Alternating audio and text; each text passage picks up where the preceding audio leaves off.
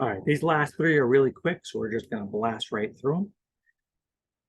All right, so your pharmacist asks you to find the total volume of pure salicylic acid needed to make 50 milliliters of ointment at 9% strength. How much salicylic acid do you need to measure?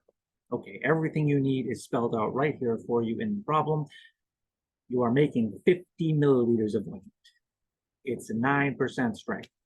So how much drug is in there? Salicylic acid. Okay, 50 milliliters, 9%. Really, 50 milliliters, 9%, expressed as a decimal, times 0.09, 4.5. Boom, answer C. Done. Moving on. If you thought it was any more complicated than that, if you had to do anything else, nope, that's literally it. Next question. You have 500 milliliters, half liter of 60% amoxicillin, and you're adding 40 ml of water. What is the new concentration of amoxicillin? So we have 500 ml, 60% of that is amoxicillin. So how much actual drug, how much antibiotic is in this solution to start with? Well, 60% of 500. So 500 times, remember, 60% expressed as a decimal is just 0.6.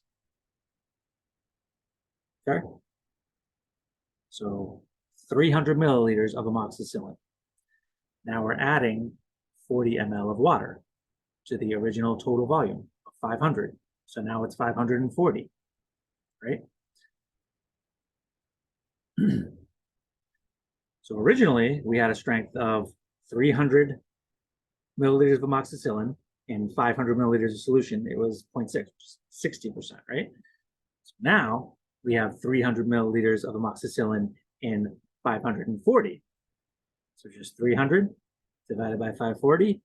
Now it's 0.5555555 repeating. Okay, so instead of 60%, we can call this 55.55555. You can say 55.56. We could even maybe get away with rounding to 55.6 milliliters. Okay, I wouldn't round any more than that. Typically in pharmacy, you don't want to be dealing with whole integers up and down with your base unit, milliliters, milligrams. You don't really want to stray in terms of rounding. You don't really ever want to clip off past the 100th place is the safe conservative bet, maybe 10th place, but you don't really want to be rounding to full numbers. Okay, so 55.56, 55.6, acceptable answers. Okay. All right, and now I'm looking at the slate of multiple choice answers, and of course they have rounded it to a whole number, which I just said you're typically not going to do. But in this case, if you encountered something like this on a test, 53 is way too low. 38 and 35 are garbage. They're ridiculous. It is 56. Out of these four answers, 56 is the answer that you would choose because it is the most precise. And lastly, find the total volume of a solution in which you used 50 milligrams of 20% hydrocortisone to get 10% hydrocortisone. All right. So 50 milligrams of 20% hydrocortisone is, of course, 50 times 0.2. 20% expressed as decimal. All right, so that's 10 milligrams of hydrocortisone.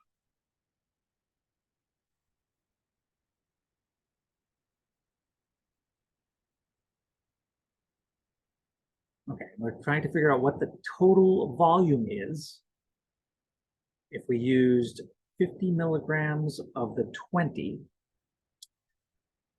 All right, so we know that the 50 milligrams of 20 that we're bringing to this mixture contains 10 milligrams of drug.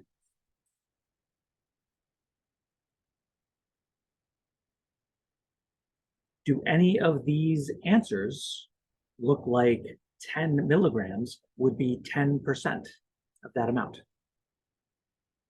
Should jump right off the screen and smack you in the face. Because 10% of 100 is 10.